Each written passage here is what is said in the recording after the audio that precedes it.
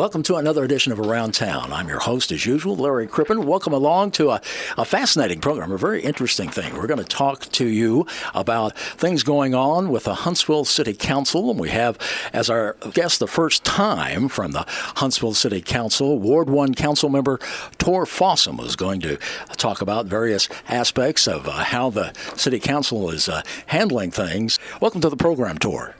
Well, hello, Larry. Thank you for inviting me. You're quite welcome. Fill us in on your working career and why you decided to become a Huntsville City Council member. Well, I spent my career doing analytical chemistry and working with analytical instruments, selling to laboratories all along the Gulf Coast, as from New Orleans to Denver, Colorado. And then we retired here to this community. And at some point I thought, maybe I could make a contribution to the community. And that's when I decided to follow the City Council, and eventually, when our City Council member from Ward 1 resigned, I stepped up and said, I'd like to do this. A lot of talk has been going around about storm drainage and the issues we have with that in Huntsville. Do you care to comment on that? It's such an important issue.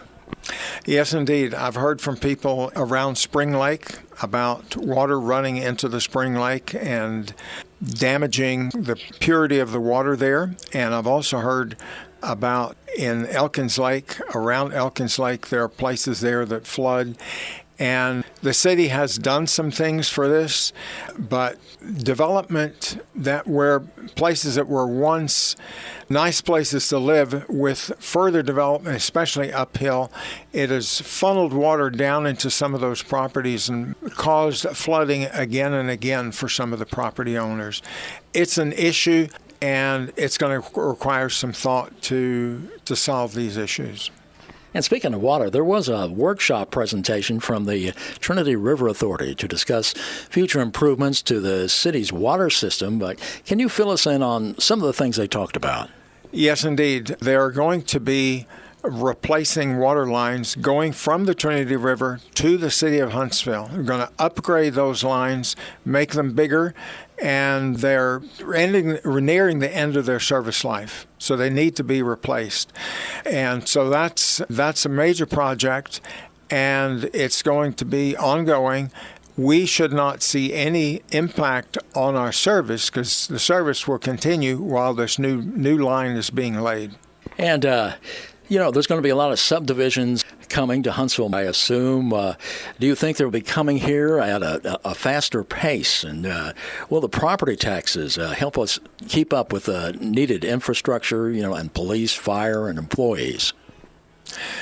Yes, the growth is going to come, and our job is to manage that growth so that we retain the character of Huntsville, the green trees, the safe community. These are very important, and one of our priorities in our planning, we may talk about this in a moment. In our planning meetings, we talk. Number one priority is the safety of the community, and that means police and fire, EMS protection. And what is your take on the rezoning attempt several months ago? Well, it was a lot of zoning changes.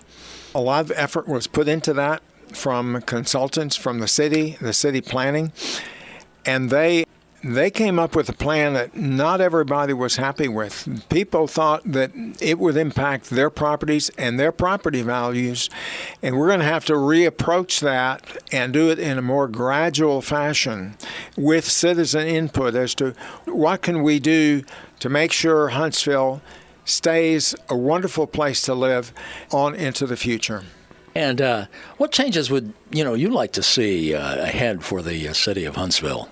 We have a very strong police and fire protection. We have good departments there. We have recently upgraded the police department building, the justice building for the sheriff, and the fire station. And we're in pretty good shape. We have ongoing programs to keep upgrading them, adding people as we need them.